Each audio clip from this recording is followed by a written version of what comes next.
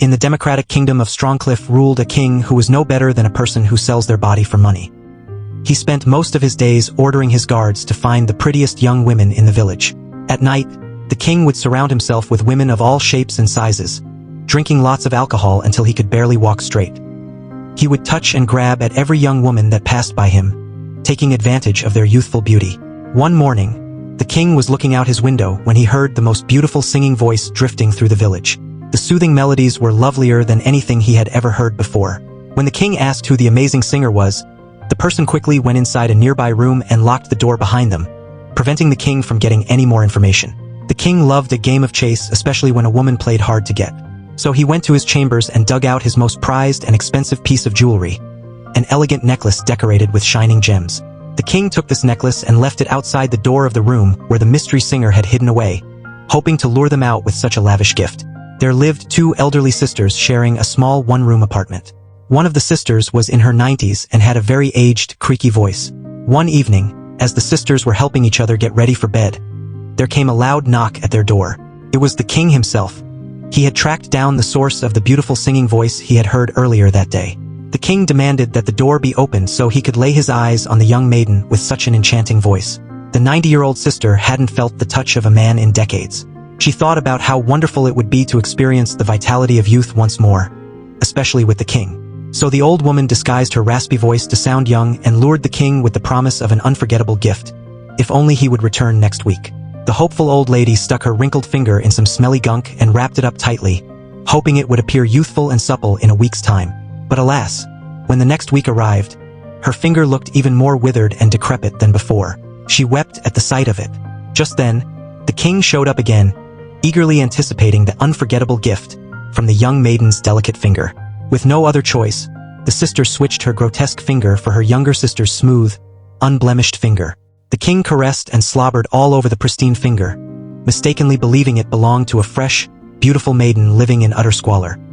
He had endured quite enough from this supposed young woman making him wait.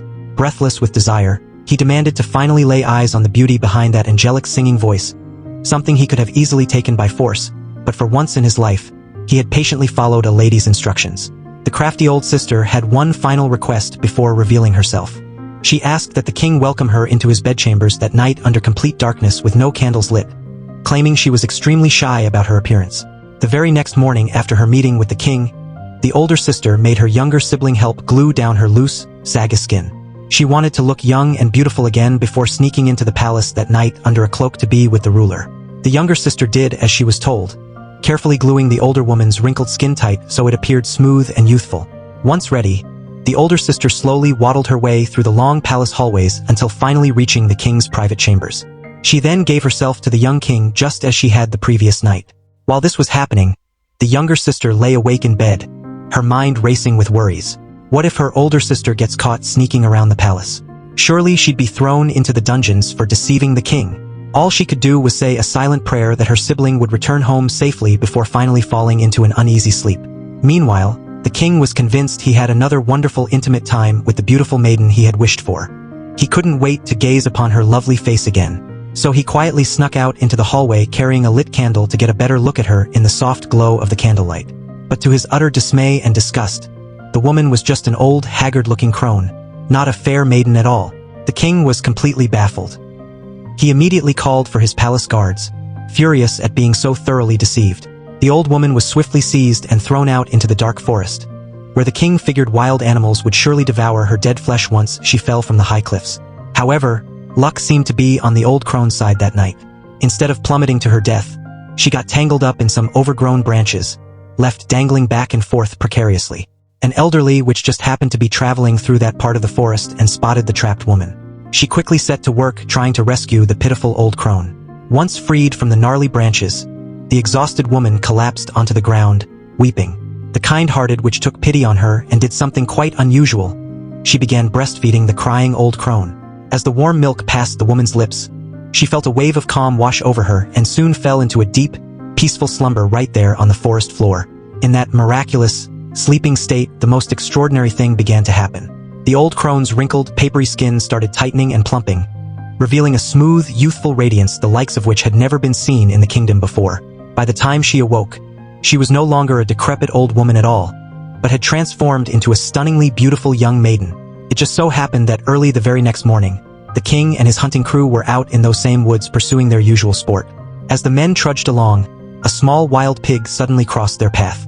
The king quickly took aim with his gun and fired, but the shot merely spooked the pig, causing it to run away squealing straight toward where the newly youthful woman sat resting. When the king and his men followed after the pig's loud oinks, they came across the indescribable beauty. The king was absolutely astonished, captivated by her radiant loveliness. He did not recognize her at all as the old crone he thought he had been intimate with and then had cast out of the palace. In that moment, the king could not take his eyes off the beautiful young woman. He immediately ordered his men to escort her back to the palace with them. Days went by and the younger sister had no idea what became of her older sibling after that fateful night. Had she truly been caught by the guards as feared, thrown into the dungeons or executed for her deception? The younger woman worried endlessly, seeing neither hide nor hair of her elder sister. Then one day, there came a knock at her door. It was a palace guard holding a fancy bundle. The man informed her that she was being summoned to the palace to attend the king's wedding. He had found his bride at last. The younger sister's eyes went wide, realization dawning. Could it be her sister?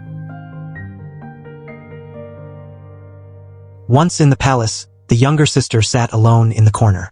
Suddenly, a young and beautiful queen approached her, claiming to be her older sister Dora. The old woman was amazed to see how youthful and pretty her sister had become. The queen invited her to the palace and treated her to all sorts of delicious foods. The old lady decided she would never want to leave since her sister was the queen. She snuck into the king's bedroom, determined to stay forever. She wanted to discover the secret of how her sister regained her youth. When the king came to his chambers, the old woman hid in the wardrobe. Around midnight, as the newlywed couple was being intimate, the sister jumped out of the wardrobe, frightening the king. She was swiftly thrown out of the palace. Sitting in the village square, the desperate old lady asked passers-by to peel off her skin so she could become young like her sister. Most people ignored her bizarre request until a greedy knife sharpener agreed in exchange for all her gold and jewels. He took her deep into the forest and brutally peeled off her skin, leaving her a bloody, muscle-covered mess. Meanwhile, at the coronation of a new queen in a distant land, Dora's freshly restored beauty began to fade as wrinkles returned to her face. The effects of her youthful transformation were only temporary. Horrified by her gruesome aging, she fled from the king's sight and the public's eye, hiding herself away.